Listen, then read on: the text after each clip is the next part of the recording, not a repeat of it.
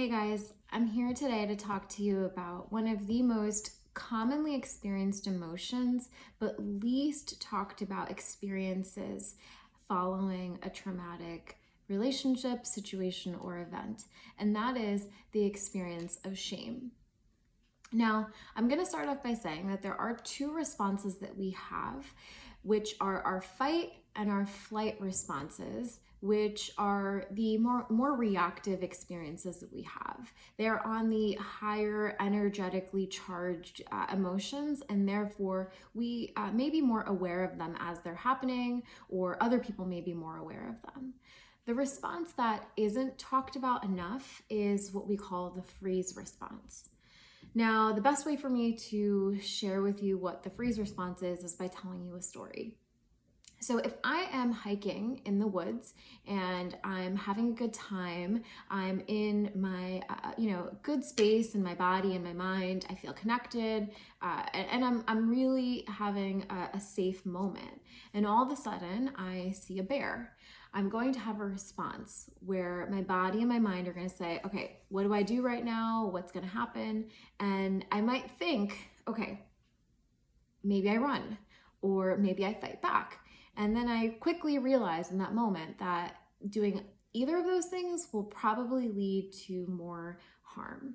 And this is when my body goes into a freeze response. And my mind will follow, but my body is going to pull away. And I learn that in that moment, if I am unheard and I am not seen and I am not acknowledged in this moment, then I am safe. So if we take this response and we see how it connects back to shame, following any sort of traumatic relationship or event or situation, and I engage in that freeze response, I may learn that reacting from that place keeps me safe. So freeze is often not highlighted because it's not as reactive, but it does a lot of damage in the background. We develop depression from this place. We feel stuck. We feel numb. We feel extremely disconnected from our authentic selves. And this can really interfere in having a balance in life that you're looking for. So we may see this come from individuals who have experienced childhood trauma or adult trauma in relationships that have been harmful to the self, to the body, because we see that in these relationships it felt safer to retreat and pull back, and that was the best way to endure a situation in safety.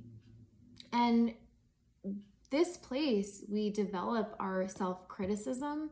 We also develop a place of not feeling love for ourselves and feeling dissatisfied with who we are as people.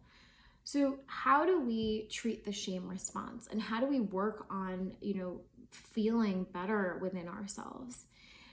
When I talk to people about the shame response, I say that it's probably one of the most uncomfortable experiences to have within ourselves, but it's also really hard to work through because of the emotional charge that exists within it.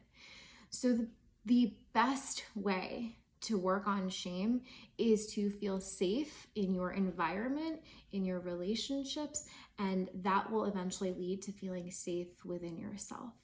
And at the core of the best therapeutic relationships, safety exists because there is lack of judgment and there is validation that you are a human and you having this response makes sense, and therefore let's work together.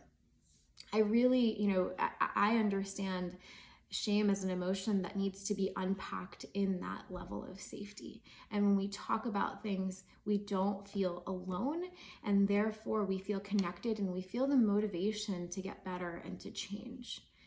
So if you have any sort of reactions to this video, I'd love to hear more. If you want to start a discussion or you want to leave a comment, please do. You know that I love to collaborate, so please reach out to me. I'd love to hear more from you, and thank you.